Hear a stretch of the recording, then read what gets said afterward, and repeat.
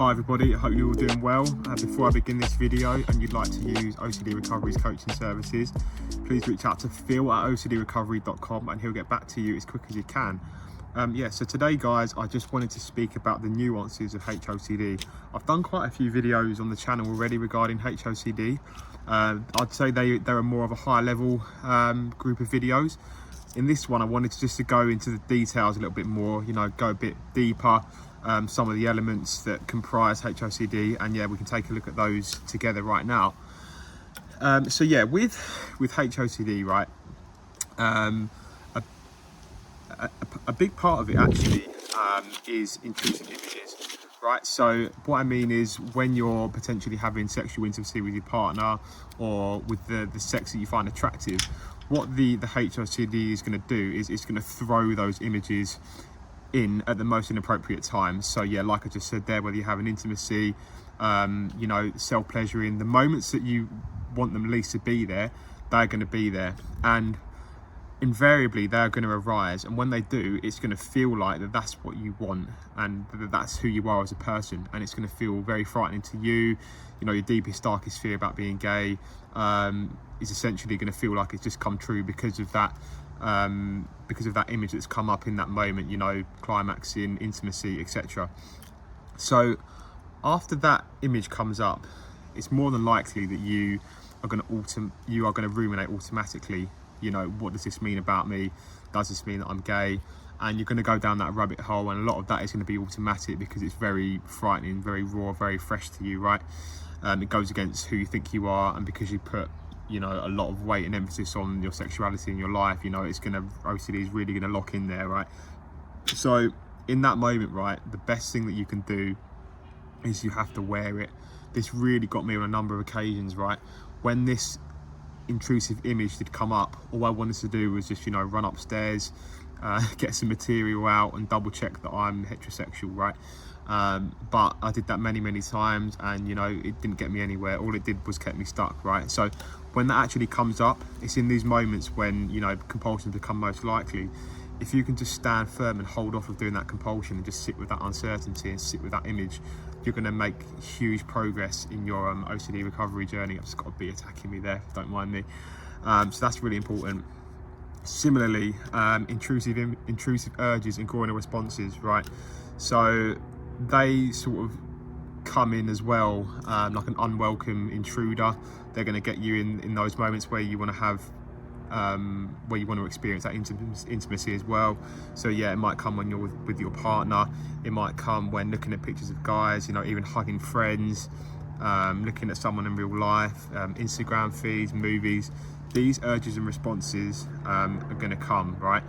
And especially with the groinal responses, right, you are going to be zeroed in, like honed in on how your groin feels when you're in these particular moments. So like I just said there, when you're with your partner, when you're watching a movie, etc., your mind is going to be watching that like a hawk, right? And it almost feels like what tends to happen is with the groinal response, it tends to feel like an electrical impulse or sensation in that region. And what you do is you match that sensation with past sexual interactions and conclude that you must be gay, right? But OCD is going to be the expert mimicker of that. It's going to feel utterly convincing that is what you want, that that you just got aroused and that you're homosexual, right? So again, just another thing as well, actually, that intrusive groinal sensation will also come when maybe you're imagining guys. So what you might do in your head, you might test for that attraction towards other people as well, and then the sensation will arise again, right? So you just need to be wary of that as well. So what you need to do, that groinal response is going to need to be worn and responded to in a non-compulsive manner the best you can. So like I said, the amount of times that I'd run upstairs to double check when I had these images and groinal responses, just to double check I was straight, just to get that brief hit of verification, it kept me stuck in the cycle. It made my brain realize how important this was, and it kept on the fear response. It kept pumping out that fear and adrenaline, right?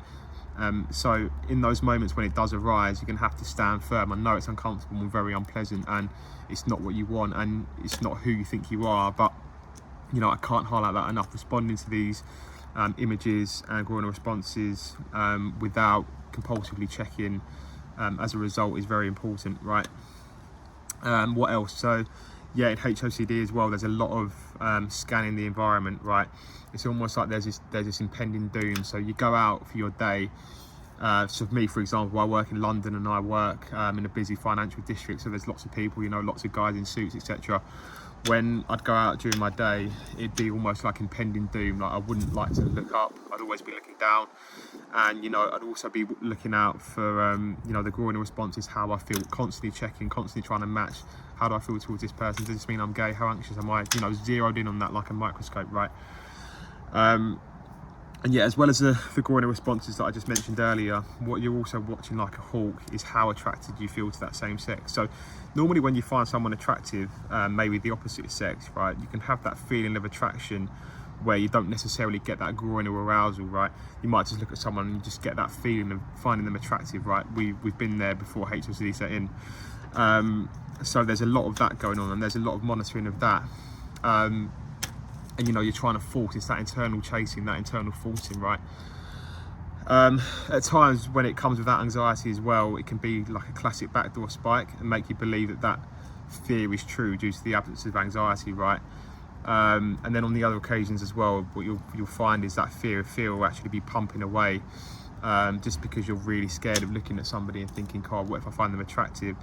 And then sometimes what happens is you might overcompensate for exposures or really start to chase them, whether you're out in public, whether you're on Instagram, watching a film, because you just want to desensitize against that fear. You want to get back to that baseline level of peace, and you think you essentially try really, really hard to desensitize against that by just doing all of these little exposures. But you know, that can get very, very compulsive. You know, when you're doing that same exposure thousands of times and you're still getting triggered, the chances are there's a lot more belief work needed. And you think as well, you get quite confused. I remember I had this with Nick, right? I'd get really confused if I was avoiding, and what you might do is you might think you're avoiding looking at someone, and therefore you try and make up for it by doing more exposures and trying to get it just right. But you know, that can actually end up being compulsive. There's no line in the sand. And what you have to do is just go about your day as normally as you can, right? Because as you go about your day, you are going to come across people that are good looking. You're going to come across attractive guys. You're going to come across attractive girls, and you just need to acknowledge that and not chase it, because when you're chasing it, it's frenetic. You're trying to desensitize, and you know, it doesn't really work like that. I did that so many times, and it didn't really help me, right? So you just need to be aware of that. So some other things as well. So non-arousal and numbness, right? When you're with your partner or you're with the opposite sex, you know, you're going to feel disgusted. You're not going to have those levels of attraction, you know, that horniness, if you like, or that insane, like, you know, appetite potentially. You're going to feel numb. It's going to feel like you've got anhedonia. And, you know, sometimes as well, what the OCD will do is it will mimic, right? So you might feel like you're texting a girl, you might feel like you're texting a girl or your girlfriend, for example, but it will feel like that you're texting a guy. Like the OCD will mimic that, and then you might end up avoiding texting them because you think, oh, what if I'm actually texting a guy? And you can't see the wood from the trees, right? So yeah, there's a lot of that going on as well. What else is there in HOCD that's not typically covered? You know, you might contemplate coming out. I remember I basically, you know, came out to my mum and said, oh, I think I'm homosexual, and then, you know, I just thought I'd do that as like a release. I thought it'd give me, it'd release all that tension, like a pressure valve built up in a volcano. But in the end, like it just ended up being compulsive, and actually, you know, seeking reassurance from my mother, who was like, nah, you know, you're definitely not homosexual. You've had girlfriends in the past. I know you like girls, etc. So there's a lot of that going on as well. You think it might give you the release to do that, but it doesn't always do that. I know obviously in the West people will be able to do that, but you know, Middle Eastern cultures won't be able to do that just because of the religious standpoint and, you know, the societal conformities, etc. Another one as well was saying that, you know, I'm at least bisexual. That didn't work as well. That ended up just being a sort of a self-reassurance statement, because, you know, I said to myself, well, I at least like girls because I have done in the past. So if I'm homosexual as well, then I'm at least bisexual. But, you know, I was still really scared of that. It didn't budge that way. You know, I tried to do that, but it didn't work. Another thing as well, incest OCD. So I remember I'd get like triggers when looking at members of my family, like my dad, my brother, my uncle, my granddad. And then it made me think, oh, what if I'm incest? Just because, you know, the HOCD was so fired up and so fixed on, it was coming towards anybody, right? And, you know, I actually had a lot of feelings of shame, and I thought, you know, what the hell is going on here? Like, how can that be me? I'm really finding this difficult to get my head around, how I could be homosexual and incest, you know, not ideal. But, you know, either way I could adapt to that. Worst case scenario, we could find a way to adapt to things. We always have to adapt in life, you know, especially with OCD. I think it's the best mindset to have, you know, how do we adapt? It's always the best way to look at things. So yeah, there's a lot of that going on. You know, you're constantly tested in HOCD. How do I feel watching this film? How do I feel with this person? How do I feel with my friends? How do I feel you know, with my boss at work? Is he sitting too close to me? When he just shook my hand there, did I like the way he touched my hand? There's all of that going on. Your whole mind, your whole day, sorry, excuse the plane just going off in the background there. Your whole mind and your whole day is literally just testing, whether you're gay or not, how you feel. And it's just, that can be automatic, right? A lot of that is automatic, and the only way that's going to come down is over time you work on your irrational beliefs, which I'll get onto in a minute. As I said before, I wasn't going to get too much into those. I was just looking at the nuances, but we'll cover them anyway. And then another thing as well with HOCD, right, is misted glass. So for example, when you're with maybe a group of friends, you know, you're very concerned about, what if someone sees me looking at a guy and they think that I'm gay? Like, what if someone sees me looking at that guy for too long and they think that I fancy them, I'm attracted to them? And I had this locked on for years, right? I just couldn't get out of it. Over and over again, I would just think, right, I just need to expose myself to it again and again. And once I do that, so once I see myself looking at a guy, knowing that someone else is looking at me, if I do that thousands of times, then I will get better and I'll desensitize. But no, like I said before, I've done that to a certain point and it still wasn't budging. So it clearly showed me that belief work was needed. Of course, you're not going to get a line in the sand about how many exposures need to be done, but they do need to be done alongside belief work, you know, cutting compulsions, life structure, reassurance, avoidance behaviors, all of that good stuff that goes into OCD, right? So yeah, I've seen a few comments lately on the channel, on some of my videos actually, about HOCD, along the lines of, you know, how am I expected to make peace with the prospect of being gay? You know, how could I possibly accept that? How do you expect me to do that? Will doing that mean that I'm gay? But, you know, there's a problem, right? We're not saying that you're gay, right? Not even a reassurance standpoint. We're saying that we need to bring down the catastrophized thinking about the fact that even if we were gay, whilst having compassion for ourselves, right? So that will help to get under it. You know, even if you was gay, yes, you wouldn't like that. It wouldn't be ideal, but you need to bring down the catastrophized thinking about that. Like, even if that did happen, you can still live your life. We know that because other people are actually gay and don't mind it. It's only a part of life and not life itself. You can still eat good food, have the use of your limbs, be able to see your friends and family, all of those sorts of things, right?